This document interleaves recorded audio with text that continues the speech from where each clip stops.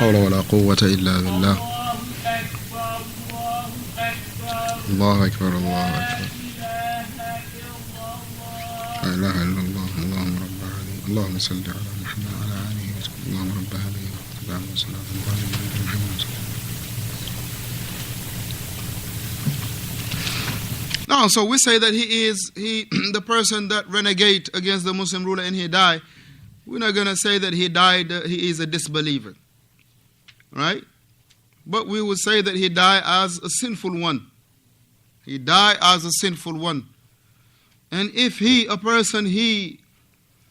rebel against the Muslim ruler, what do we say again? Do we say that he is what? He is not from As-Sunnah wal Jama'ah. Now let that be clear, barakallahu feekum. He is not from As-Sunnah wal Jama'ah. He is not from As-Sunnah wal Jama'ah. Because from the aqeedah of As-Sunnah wal Jama'ah is what? That they have al-nush. They will have sincere advice for the Muslim ruler. And sincere advice is not to be slandering him. It is not to publicly, right, bring about his shortcomings. It is not to bring about those things that he's doing that they're not legit. It is not to bring about his shortcomings. It is not about to be bringing his dirt out. It is not such. It is not to be talking about he is money laundering these things or money laundering that thing. And we are so quick to say this. And I was saying earlier, barakallahu feekum, that you find some individuals, they have this in them. If the ruler is not from their tribe, akhi, subhanallah al-azim, it doesn't matter what the man will do, they will never acknowledge it. But if he is from their tribe, no matter how evil he is the best ruler we ever had. May Allah atal Allah umrahu ala al-khair. May Allah make his life long upon good. That's the reality I'm telling you about. If the ruler is from this tribe, you are from the other tribe, automatically it is a given. Right? It's that you have like two teams, right? South Philly and North Philly. They ain't going to get along, right? You're going to bump head all the time. It's a derby. They will always have this. And it's automatic. Whenever these two teams, they meet, expect for the worst. Right? Nobody want to let it go. It's done. Right? Oh, don't give no examples. I could do that for you. But that's the reality, not only in that place, it's all over the place. Racism, Barak, it is not just black and whites. We have this among ourselves. A man, the president, he's from this tribe. Now the all other tribe that is not a tribe, they're going to gang against him. Huh? They all gang against him. Why? Because he's not from their tribe. But guess what? If a kafir would have come, they would aid him.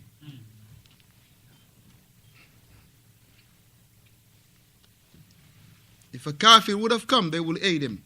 They will trust him before trusting barakallahu fikum a salafi. Why? Because now he is from their tribe. That's the reality. And this, just because we do not study the aqidah. That's because we don't study the manhaj, that is the clear manhaj. For us, and the kid, he memorized the Quran or memorize half of it, give him the book of fiqh, he know how to kind of, get wet, right, in the thing, not to say to make wudu, because many of them even don't.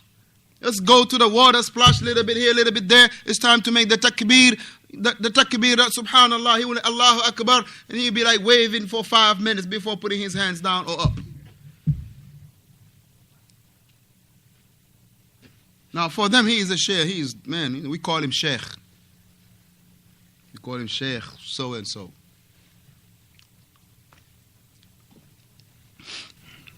So these are the things that when we learn the likes of these books, we need to rectify ourselves first.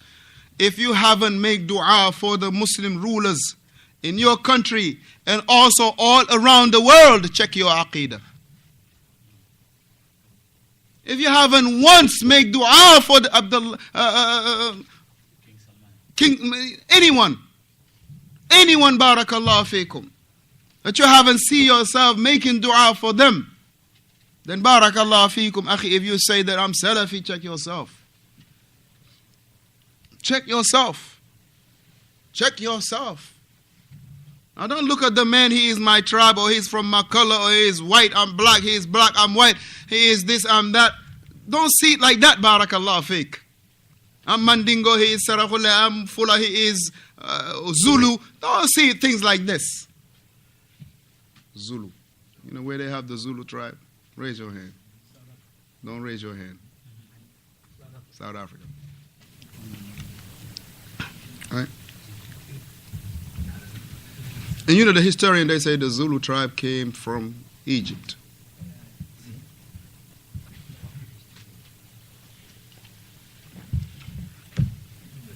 Abrijali, you say that? No, must be Muslim. So I say the Muslim ruler. Say it one more time. In order for us to follow him, he has to be Muslim, right? He's a Muslim ruler, and even inshallah, what you incline into is coming right here. This point right here, right? What you kind of understanding is going to be clear right here. If the president here, we know he is a what? He's a disbeliever. What is our stand with him? Faddal akhi. قال الشيخ ربيع حفظه الله لأن الخروج عليه. Akhi, lahza. It is not permissible to fight the Muslim ruler or to fight the authority. Here he say, he talk about the authority. It is not permissible to fight the authority or to be revolting against anyone from the people. Tayyib, anyone from the people. Whomsoever does such, he is a mubtadi'. He is a innovator. He is a innovator. He is a innovator. And he mentioned, and he is not upon the sunnah. He is not upon, he say, ala ghayri sunnah wa tariq. He is not upon the sunnah. He is not upon the way. Meaning the way of the people of the sunnah. The way of the salaf. Now listen very carefully of the sharh, inshallah. Faddal akhi. قال الشيخ ربيع حفظه الله تعالى لأن الخروج عليه مخالف للنصوص الثابتة عن النبي صلى الله عليه وسلم ومخالف لأصل عظيم من أصول أهل السنة والجماعة حتى لو كان كافرا لا تخرج عليه إلا إذا كان هناك قدرة. Here is the catch now. Or here is the important detail. He say that the khuruj, revolting or rebelling against the ruler, it is in opposition of the text that is thabit. Allahu Akbar. Now here is a very important point. Why did he say thabit here, akhi? Why did he say thabit? Why did he say the word thabit here? He say, because of the revolting against the ruler, it is in opposition of the authentic text. Authentic text. Authentic text. Why?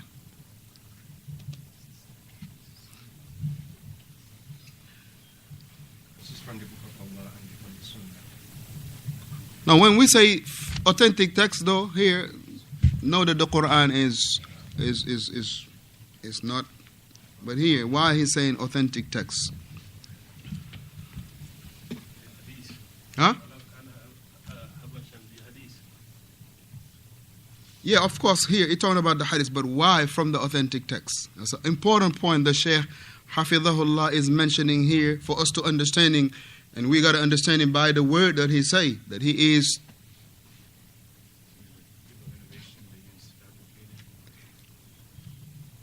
That's coming. But take the fabrication text. Now we're talking about texts that are authentic. Simple. Because you have people, they will make the difference between hadith ahad and mutawatir. they will make a difference whether this, walaikum salam, they will make a difference between the hadith that is ahad, meaning only one person narrated it. So they will not use that for what? For matters of aqidah. They will say on the hadith has to be mutawatir, meaning it has to have a great chain of narration, meaning a great number of chains of narrations. Right? Many people have to report this hadith for them to take it in matters of aqidah. But is it what is here important, or what is important is the hadith to be thabit, to be authentic? Which one is important here? Thabit. Not how many riwayah was being mentioned, or how many people are in the chain, or how many chain of narration you have this. Even if it was one sahabi that narrated the hadith of not to revolt against the ruler, we will take it as a point of aqidah. So we will not base it on how many riwayat. But what we deal with here is what? The issue of athubut, that it is something that is affirmed, authenticated. It is authenticatedly reported from the Messenger alayhi salatu wasalam. Right? It is sahih, that's all we count. It is not about barakallahu fikum whether it is mutawatir or it is ahad. Please underline this for those who have the book and put those two, mutawatir and ahad. This is what the Shaykh hafidhahullah is eliciting to. Mutawatir, it means when the hadith there is many chains of narration. Many chains of narration. And every chain of narration doesn't have none to do with the other one. Right? Let's say Abu Ismail, he heard it from Abu Ahmad. Abu Ahmad heard it from Muhammad. Muhammad heard it from Abu Munira. Abu Munira heard it from Hassan. Right? That's one chain. Abu Khalid heard it from Ali. Ali heard it from his son. From his son heard it from Abu Munira. Al-Awwal. Abu Munira Awwal heard it from Abu Ahmad. That's the second narration. And look, them two, barakallahu fikum, they don't have nothing in common in their riwayat. You got this group that have it, and none of them, barakallahu fikum, took it from one another. That's what you call a hadith that is mutawatir. Amma the hadith ahad, it is a hadith that only one person narrated. So you find, and this is important, that when people say the likes of this, that the hadith that are ahad, you cannot use it in what? In matters of aqidah. Aqidah's a lie. Look at the hadith of Jibril. Right? Which is the asl of what? Of the belief, of aqidah, of the belief system. Right? Yet it was reported by one person, Umar ibn al-Khattab. You won't find two or three. Even Imam al-Bukhari, the first hadith in the Sahih. Exactly. And the Bam. last hadith. Bam. Right. And both of them, they were what? And this is a great, that's why, barakallah, we need the ulama. We will never, you and I will never be able to say why Imam Bukhari put this hadith first. And why did he put this hadith last? There is a reason, there is a wisdom behind that. There's a wisdom behind that, barakallah fi. So here in this, he say, وَلَيْسَ, what was that again? He say, لأن الخروج عليه مخالف للنصوص الثابتة. The word ثابتة here, it is what? That it doesn't matter whether it is ahad or mutawatir. As long as it is authenticatedly reported that the Messenger alayhi salatu wasalam said it, that's all that matters and that's all that counts. Huh? What word? Mutawatir. Ahad. Thabit.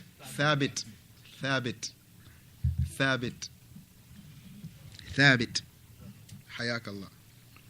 Naam, and also it is mukhalafa lil asli li aslin azim. It is it is mukhalafa, it is in contradiction with a great principle from among the principles